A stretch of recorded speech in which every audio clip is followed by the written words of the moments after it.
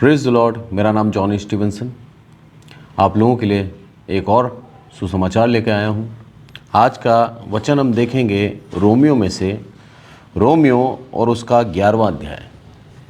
इस पैराग्राफ का टॉपिक है इस्राएल पर परमेश्वर की दया। यहाँ पर हम देखते हैं इस्राएल पर परमेश्वर दया कैसे करेगा। यदि इस पूरे चैप्टर को हम पढ़ें तो इसके अंदर 3 भागों में यह चैप्टर बटा हुआ है। पहले परमेश्वर से दाऊद की प्रार्थना कि इस्राएल के कुछ लोगों को ऐसा कठोर कर रख प्रभु कि वो सुनकर भी ना सुने, देखकर भी ना देखें और बूझकर भी ना बूझें, ऐसे कर दे प्रभु। उसके बाद बताया किस तरह से अन्य जातियों को इस्राएल की प्रजा में जोड़ दिया गया। उसके बाद बताया कि परमेश्वर का दया और करुणा इस्राएल पे फिर हुई और परमेश्वर ने इस्राएल को फिर पूर्ण रूप से उद्धार दे दिया। सारा इस्राएल परमेश्वर के राज्य में वापस आ गया। तो जो वाचा बांधी थी अब्राहम के साथ, मैं तेरे वंश को तारागण के समान कर दूंगा, उस वाचा के तहत ये सारे काम हो रहे। पौलुस बोलता है यहाँ पर वचनों के अंदर कि मेरा परमेश्वर की वाचा, उसका वादा अटल है। वो ऐसा नहीं है कि बोल के भूल जाए, उसको मालूम है। जब अब्राहम को चुना था परमेश्वर ने, तभी उसको बोला था तेरा वंश इतना बड़ा करूंगा मैं, उसके बाद तेरा वंश गुलामी में जाएगा, 400 वर्ष की गुलामी के बाद तुम वहां से निकलोगे और दोबारा तुम्हें स्थापित करूंगा, दोबारा तुम्हें एक अपना खुद का देश दूंगा। जिस देश में से तुम आए थे, कनान देश, वही देश में तुम्हें दोबारा दे दूंगा।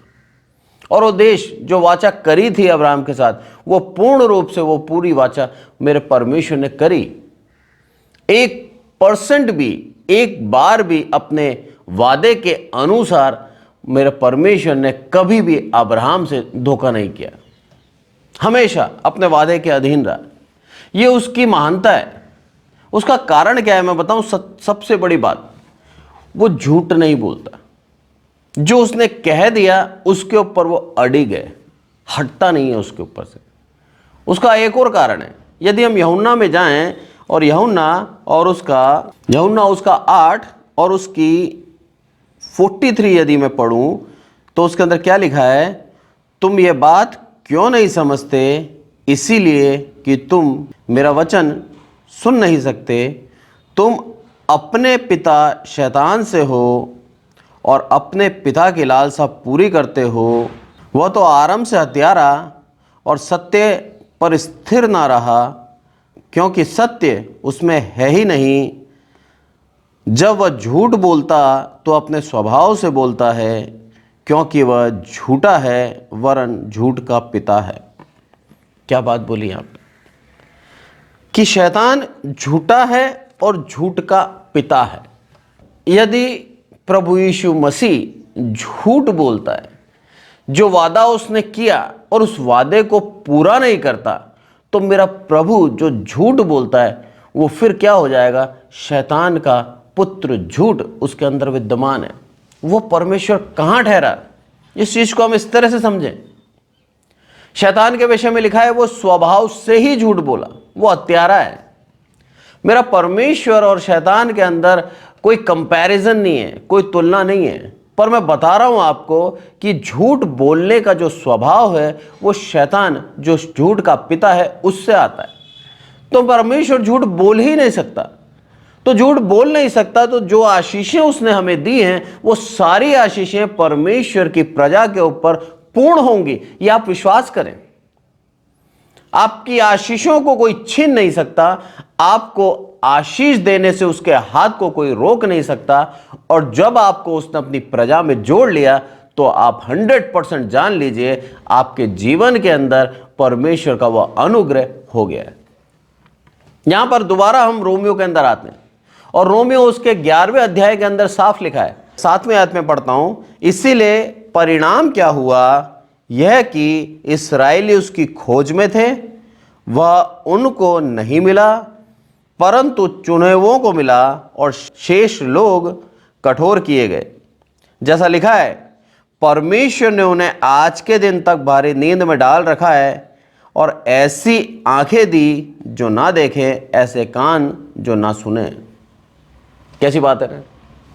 कुछ लोगों को परमेश्वर ने चुना और बाकी शेष लोग कठोर किए गए, ताकि वो जो देखें वो ना देख पाएं और जो सुने वो ना सुन पाएं। प्रभु यीशु मसीह के जीवन काल में जो उसने सेवकाई करी, उस सेवकाई को यदि हम गंभीरता से पढ़ें तो वहां पर हमें कई एक ऐसे यहूदी मिलते हैं जो देखते थे आश्चर्य कर्मों को, जो प्रभु यीशु मसीह के सुसमाचारों को सुनते थे, प्रभु यीशु मसीह के पीछे पीछे चलकर उन्होंने सब कुछ देखा, उसके बावजूद भी वो लोग प्रभु यीशु मसीह के ऊपर विश्वास नहीं कर पाए। उनका मन इतना कठोर था। उसके दो कारण बताता हूं मैं। सबसे पहली बात, उनके अंदर अहम इतना था, वो अपने आगे प्रभु यीशु मसीह को कुछ समझते नहीं थे। दूसरा, उनको यह लगता था कि इस व्यक्ति के अंदर ये ज्ञान कहां से आया। वो इस बात की उधेड़-बुन में थे कि इस व्यक्ति के ज्ञान का पता हम लगा लें, कहां से इसने चुराया है, किसकी सहायता से ये सारे काम करता है। इसीलिए प्रभु यीशु मसीह के ऊपर इन्होंने आरोप भी लगाया कि यह बालजबूल की सहायता से, यानी कि दुष्ट आत्मा के सरदार की सहायता से यह दुष्ट आत्माओं को निकालता है। तब प्रभु यीशु मसीह ने कहा था, भला यदि मैं उससे निकालता हूं तो तुम्हारे पूर्वज किससे निकालते हैं। प्रभु को मालूम था कि उनके पूर्वज यही काम करते हैं, दुष्ट आत्माओं की सहायता से दुष्ट आत्मा को निकालते हैं। पर प्रभु यीशु मसीह अपने पवित्र आत्मा के द्वारा हर एक काम करता था, जो ये विश्वास करने में इनके लिए बहुत कठिन था। इसीलिए देखकर भी ना देख पाए, सुनकर भी नहीं सुन पाए। पर परमेश्वर के दास पौलुस को देखिए आप। ये पौलुस प्रभु यीशु मसीह के मृत्यु के बाद पौलुस को चुना गया। प्रभु यीशु मसीह के बारे में पौलुस ने सुना था और पौलुस परमेश्वर की आज्ञा के अनुसार प्रभु यीशु मसीह को मानने वालों को सताया करता था। क्योंकि 10 आज्ञाओं के अंदर पहली आज्ञा यही है, तू अपने परमेश्वर को छोड़ किसी और को परमेश्वर करके ना मानना। यह व्यवस्था को जानता था, व्यवस्था के अधीन होकर अपने जीवन को चलता था और परमेश्वर का पूर्ण रूप से एक भक्त था। इस कारण से यह इस्राएली था, बिन्यामीन गोत्र का था और परमेश्वर की दया से परमेश्वर की व्यवस्था को प्यार करता था, परमेश्वर की व्यवस्था के अधीन होकर चलने का प्रयास करता था। इस कारण से पौलुस हर एक मसीह को सताया करता था कि जीवते परमेश्वर को छोड़ के तुम अन्य एक मनुष्य के ऊपर कैसे भरोसा कर सकते हो। क्योंकि इसको उस समय तक मालूम नहीं था कि यीशु ही प्रभु है, यीशु ही मसीहा है और यीशु ही परमेश्वर है। इसको मालूम नहीं था। जब इसको मालूम पड़ा, जब इसके चारों तरफ वो प्रकाश, वो उजाला इसने देखा, जो कि हम देखते हैं प्रेरितों के अंदर, जब इसने देखा उस चीज को, तब इसके समझ में आया कि जिसको मैं सता रहा था वो तो खुद ही परमेश्वर है।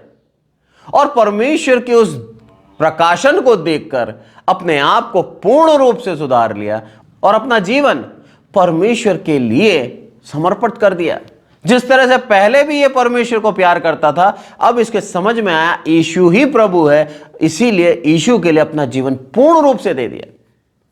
ये इस्राएली था और इस्राएल में से इसको चुना गया। लिखा है यहां पर साफ साफ, जिन्होंने उनको खोजा नहीं मिला, शेष लोग कठोर किए गए, परंतु चुने हुओं को मिला। पौलुस चुना हुआ था, इसीलिए पौलुस को प्रभु यीशु मसीह मिल गया। और ये पौलुस की महानता देखिए आप, जब मिला, जब से लेके मृत्यु तक प्रभु यीशु मसीह के दामन को इसने नहीं छोड़ा। मैं समझता हूं ये 30 के लगभग था जब इसको प्रभु यीशु मसीह ने दर्शन दिया। इसकी मृत्यु 65 वर्ष में हुई। राजा केसर ने इसका सर काटने का आदेश दिया। इसका सर काट दिया गया प्रभु यीशु मसीह के सुसमाचारों को सुनाने के लिए, प्रभु यीशु मसीह के सत्य को बताने के लिए। आगे जब हम पढ़ते हैं इसके अंदर क्या लिखा है, 9वीं आयत पढ़ता हूं। दाऊद कहता है, उनका भोजन उनके लिए जाल और फंदा और ठोकर और दंड का कारण हो जाए। दाऊद की प्रार्थना है ये, बोला जिस भोजन को वो खाते हैं वही भोजन उनके लिए फंदा हो जाए, वही भोजन उनके लिए जाल हो जाए और ठोकर हो जाए और उनकी आंखों पर अंधियारा छा जाए, ताकि ना देखें तो सदा उनकी पीठ झुकाए रख। ये दाऊद की प्रार्थना है। कहता है उनके लिए दाऊद, बोला उनकी पीठ को तो झुकाए रख। पीठ कब झुकती है मालूम है आपको? जब हम वजन उठाते हैं, जब हमारे ऊपर बोझ रहता है। आज प्रभु यीशु मसीह ने हर एक प्रभु यीशु मसीह पे विश्वास करने वाले को क्या करा है? स्वतंत्र किया है। ये प्रभु की एक दया है।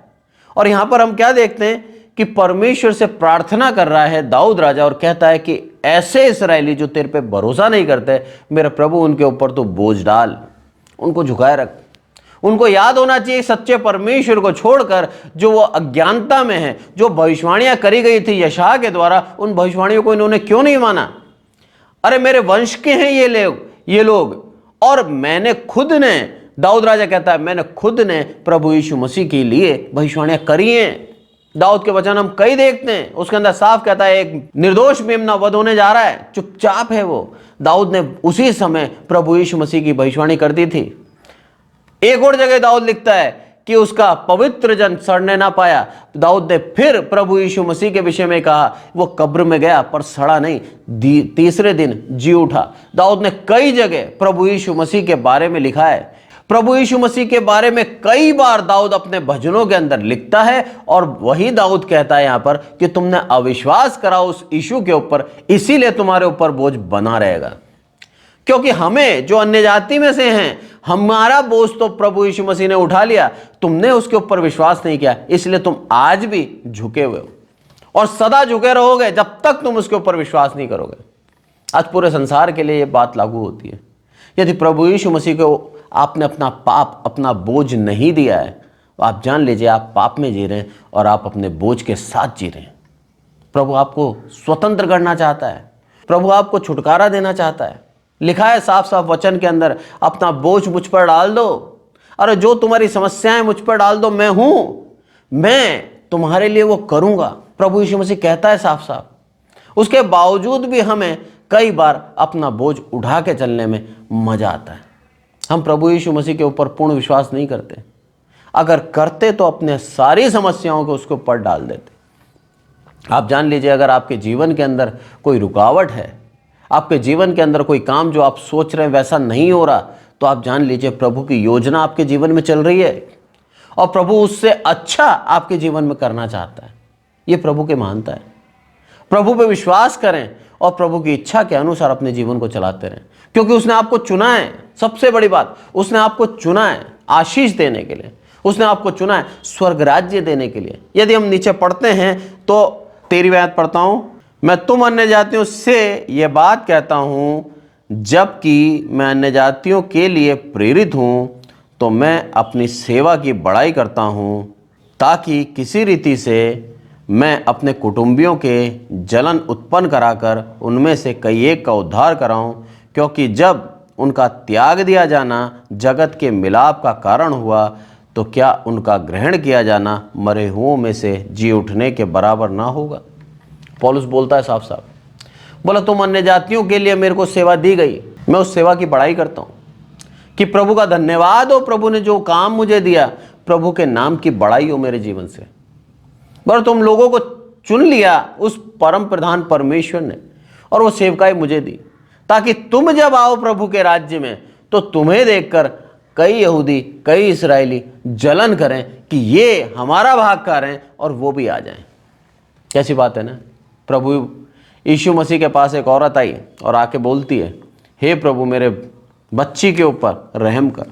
मैं आपको पढ़ के बताता हूँ, मत्ती उसका 15 का 22। उस प्रदेश में कनानी स्त्री निकली और चिल्लाकर कहने लगी, हे प्रभु दाऊद के संतान मुझ पर दया कर, मेरी बेटी को दुष्टात्मा बहुत सता रहा है। पर उसने उसे कुछ उत्तर ना दिया। तब उसके चेलों ने आकर उससे विनती करी, इसे विदा कर, क्योंकि यह हमारे पीछे चिल्लाती हुई आ रही है। उसने उत्तर दिया, इस्राएल के घराने की खोई हुई भेड़ों को छोड़ मैं किसी के पास नहीं भेजा गया।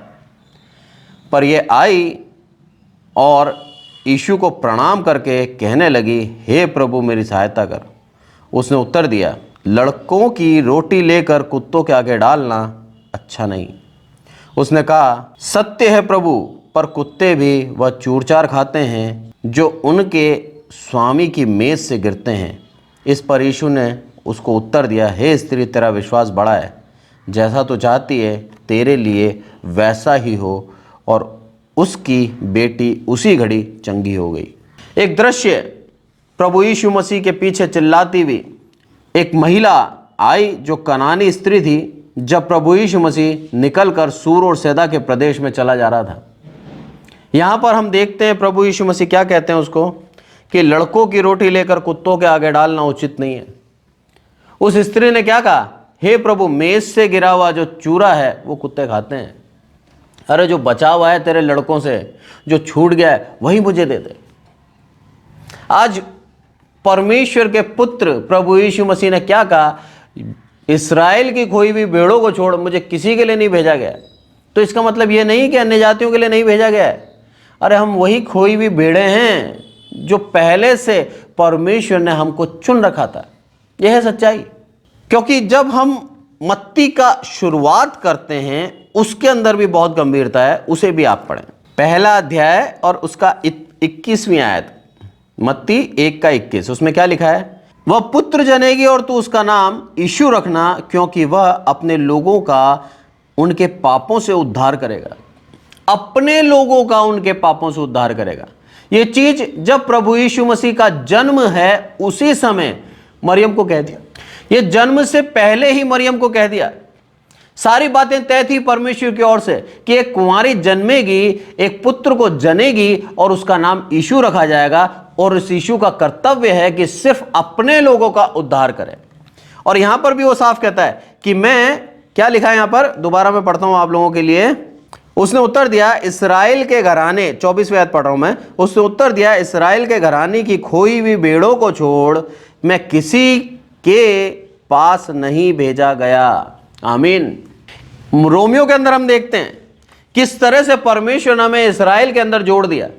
हम खोई हुई भेड़ें थी, हमें परमेश्वर ने जोड़ दिया, हम इस्राएल की खोई हुई भेड़ें बन गई, जिसके विषय में मत्ती 15:24 में प्रभु यीशु मसीह कहता है, मैं सिर्फ उनके लिए भेजा गया हूं। उसके बावजूद भी वो स्त्री उसके पीछे लगी रही, हे प्रभु तू न्याय कर, हे प्रभु तू मेरे सहायता कर। उसको संबोधित किया उसने कि कुत्तों के आगे रोटी नहीं डाला करते। क्यों बोला उसने? यदि मत्ती के अंदर ही हम देखें तो उसके अंदर साफ लिखा है कि 2 जानवरों का उदाहरण दिया है, कुत्ता और सूअर, जिसके विषय में लिखा है कि वो अपनी गलती करके दोबारा उसी गलती में जाते हैं। कितना ही उसको सुधार लो, बार बार वही गलती करते हैं। इस कारण प्रभु यीशु मसीह ने उस स्त्री के सामने ये वचन कहे कि मैं अपनी रोटी लेके उन कुत्तों के आगे ना डालूं, क्योंकि तुम बार बार, तुम्हारी आदत से मजबूर हो, तुम बार बार पूजा करोगे, तुम बार बार मुझे छोड़ अन्य देवी देवताओं के सामने झुकोगे। आज सिर्फ तुम मेरे पास आए हो किसी स्वार्थ के कारण। यहां पर इसीलिए संबोधित किया प्रभु यीशु मसीह ने, इसीलिए वचन कहे उस स्त्री के सामने कि तुम बार बार अपने पापों में फंसोगे। इस कारण से मैं मेरे दान को व्यर्थ करना नहीं चाहता। इस कारण जो इस्राएल का है, जो मेरी निज प्रजा का है, वो चीज मैं तुम्हें क्यों दूं? ये एक प्रश्न है। क्या प्रभु सिखाता है हमें? किस तरह से प्रभु हमें सिखाता है? यहां पर पहले हमें जोड़ा गया प्रभु यीशु मसीह के स्वर्ग राज्य में, हम सब का नाम लिखा हुआ है। इस कारण से प्रभु की दया हम पर हो रही है। इस कारण से हम अन्य जाति में से प्रभु यीशु मसीह की प्रजा बनते जा रहे हैं। इस कारण से हम जो गैर इस्राएली हैं, प्रभु यीशु मसीह की प्रजा में, उसके इस्राएल के अंदर जुड़ते जा रहे हैं। यहां पर देख रहे हैं हम रोमियो के अंदर, और उसके 11 में साफ लिखा है कि किस तरह से उसने जैतून को काटा और जंगली जैतून को साँट दिया असली जैतून के अंदर, ताकि उस असली जैतून की चिकनाई उसको भी मिले। उस आशीष के भागी हम भी हो जाएं जो आशीष सिर्फ उसने अपनी प्रजा इस्राएल के लिए रखी थी। क्या प्रभु की दया है! लिखा है साफ साफ, उनकी अनाज्ञाकारिता हमारे लिए एक लाभ हो गई। तो उनकी आज्ञाकारिता क्या मुर्दों को उठा नहीं सकती? अरे उन मुर्दों को जिला देगी उनकी आज्ञाकारिता। आज उनको क्यों कठोर कर रखा है? ताकि हमारे ऊपर दया हो जाए। और जब हम आगे पढ़ते हैं उसके 11:30, उसके अंदर क्या लिखा है, क्योंकि जैसे तुमने पहले परमेश्वर की आज्ञा ना मानी, परंतु अभी उनके आज्ञा ना मानने से तुम पर दया हुई, वैसे ही उन्होंने भी जब आज्ञा ना मानी कि तुम पर दया होती है, इससे उन पर भी दया हो, क्योंकि परमेश्वर ने सबको आज्ञा उल्लंघन का बंदी बनाकर रखा ताकि वह सब पर दया करे। पौलुस ने यहां सबको बराबर कर दिया। गैर यहूदियों को भी और इसराइलियों को भी। इसराइली, अन्य जाति सब परमेश्वर की नज़र में बराबर है, पौलुस यहाँ बताता है। किस तरह से बताया उसने? बोलो उन्होंने कि पहले आज्ञा को माना, बाद में आज्ञा का उल्लंघन करा। तुम लोगों ने क्या करा? पहले आज्ञा ना मानी, पर बाद में तुमने आज्ञा को मानी। तुम्हारे ऊपर भी दया हुई तो उनके ऊपर भी दया होगी। सबको परमेश्वर ने क्या करा? आज्ञा उल्लंघन का बंदी बना रखा, ताकि वो सबके ऊपर दया कर सके। अब आपके जीवन के अंदर कई बार यदि आप आज्ञा को उल्लंघन करते हैं तो आप डरे ना, परमेश्वर की दया आपके ऊपर है। पर इसका मतलब यह भी नहीं परमेश्वर की दया मुझ पर है तो मैं बार बार आज्ञा का उल्लंघन करता जाऊं, क्योंकि वचन कहता है एक बार जब आपने पश्चाताप कर लिया, एक बार जब अपने पापों का गुनाह मानकर अंगीकार कर लिया और परमेश्वर की दया आपके ऊपर हो चुकी है, तो बार बार आप पाप में ना जाएं। लिखा है एक ही बपतिस्मा है, एक ही बार प्रायश्चित है, उसके बाद आप दोबारा गलती ना करें। गलती हो गई है, कोई बात नहीं, प्रायश्चित कर लीजिए, मेरा प्रभु क्षमा कर देगा। पर जानबूझकर बार बार ये सोचकर पाप करना कि मेरा प्रभु तो अनुग्रहकारी है, मेरा प्रभु दयालु है, और वचन के अंदर लिखा है कि 7 की गुना 70 गुना बार हम पाप कर सकते हैं, इतनी बार तो क्षमा है हमारे पास, ये आपकी सोच आपको नरक ले जाएगी। जानबूझकर ना करें। परमेश्वर की दया और उसके अनुग्रह को तुच्छ ना जाने। प्रभु आपसे प्यार करता है, इसीलिए आपको सचेत करता है। अंत में क्या बोलता है? परमेश्वर की स्तुति पौलुस कर रहा है, आहा परमेश्वर का धन और बुद्धि और ज्ञान क्या ही गंभीर है, उसके विचार कैसे अथाह और उसके मार्ग कैसे अगम है। प्रभु की बुद्धि को किसने जाना, या उसका मंत्री कौन है, या किसने पहले उसे कुछ दिया जिसका बदला उसे दिया जाए, क्योंकि उसी की ओर से, उसी के द्वारा, उसी के लिए सब कुछ है, उसकी महिमा युगान युग होती रहे, आमीन। किसकी ओर से है? यीशु मसीह की ओर से, यीशु मसीह के द्वारा, यीशु मसीह के लिए सब कुछ है। उस प्रभु यीशु मसीह की महिमा होती रहे। हम कैसे हक से मांग सकते हैं? हमने कुछ दिया उसको? नहीं दिया। हम प्रभु यीशु मसीह को कुछ दे नहीं सकते, हम उसको धन्यवाद दें, बस दिल से धन्यवाद दें। उसके कामों के अंदर हम मदद करें। ये प्रभु की एक दया है कि वो हमें चुनता है, क्योंकि हमें आशीष देना चाहता है। वचन कहता है जब जीवन के अंदर अभिमान आता है तब आपका पतन होता है, जब जीवन के अंदर नम्रता आती है तब परमेश्वर आपको उठाता है। चुनाव आपके पास है। आप अभिमानी होकर अपने जीवन को खत्म करना चाहते हैं, या नम्र होकर परमेश्वर की उस दया का भागी होना चाहते हैं। आज का वचन यही कहता है। हम क्या थे, कहां से प्रभु ने हमें उठाया और अपनी प्रजा में जोड़ लिया। उसका वाचा सदैव हमारे साथ बनी हुई है, वो झूठा नहीं है, क्योंकि झूठ का पिता जो शैतान है, और मेरा प्रभु यीशु मसीह झूठ नहीं बोल सकता, क्योंकि उसके अंदर सत्य है और सत्य ही पर वो चलता है। तो जो वाचा उसने बांधी थी, वो वाचा के अधीन वो आज भी है। जो चीज हमारे लिए रखी है वो सिर्फ हम ही को देगा, उसकी इच्छा है। ये हमने मत्ती में सीखा है। परमेश्वर की दया और करुणा आज उसके लोगों के लिए है, और उसके लोग कौन है मालूम है? जो उसके ऊपर विश्वास करते हैं। बाकी हर एक व्यक्ति जो जिनका मन कठोर कर रखा है, उनको दंड के लिए कठोर कर रखा है। प्रार्थना करें कि हे प्रभु सबके मनों को खोल, सबके मनों को इस तरह से बना कि वो तेरे वचनों को ग्रहण कर सकें और सत्य मार्ग पर चल सकें। उस झूठ को त्याग दें जिस झूठ का पिता शैतान है, जो स्वभाव से ही झूठ बोलता है, उसका नेचर में झूठ है। उस झूठे को हम त्याग दें और अपने जीवन को जांचें। यदि आज भी हमारे जीवन में झूठ, लोभ, लालच है, तो मेरा प्रभु कहता है उसको त्याग दो, तुम्हारा पिता कोई और हो जाएगा। अगर मेरी संतान बनना चाहते हो तो पवित्र और शुद्ध होना अनिवार्य है, तब जाके तुम मेरी संतान कहलाओगे। यह है प्रभु की दया, जो आज हमें बार बार उसके अनुग्रह से हमें समझाता है, हमें सिखाता है, ताकि हम उसकी संतान बनकर आशीष का अनुभव करें और स्वर्ग राज्य जाने के योग्य ठहरें। प्रभु यीशु मसीह के इन वचनों के द्वारा प्रभु हम सबको आशीषित करें। आइए प्रार्थना करें। हे हमारे प्रभु, हम सबको संभाल कर रखते हैं, इसलिए आपका धन्यवाद मेरे प्रभु। आदर मान आपको देते हैं मेरे प्रभु। विशेष करके प्रार्थना करते हैं मेरे प्रभु, आपकी दया, आपकी करुणा सदैव हम पर बनी रहे मेरे प्रभु। धन्यवाद देते हैं मेरे प्रभु कि आपकी दया से आज हम भी आपके राज्य में जोड़े गए मेरे प्रभु। आज मेरे प्रभु ना केवल हम आपकी जाति इस्राएल में हैं, बल्कि आपके स्वर्ग राज्य के भागी भी हैं मेरे प्रभु। मेरे प्रभु आपकी दया और आपकी करुणा से हम कह सकते हैं कि हम स्वर्ग राज्य जाएंगे मेरे प्रभु। प्रतिफल वो है मेरे प्रभु, इस दुनिया के अंदर धन कमा लेना, इस दुनिया के अंदर अच्छा जीवन जीना, ये प्रतिफल मैं नहीं मानता मेरे प्रभु।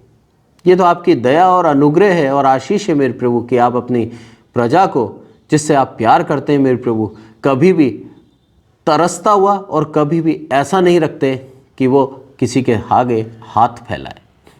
आप उसकी हर एक ज़रूरतों को पूरी करते हैं। ये आपकी दया है मेरे प्रभु। पर असली प्रतिफल मेरे प्रभु वो स्वर्ग राज्य है जिसकी लालसा हमारे जीवन में है मेरे प्रभु।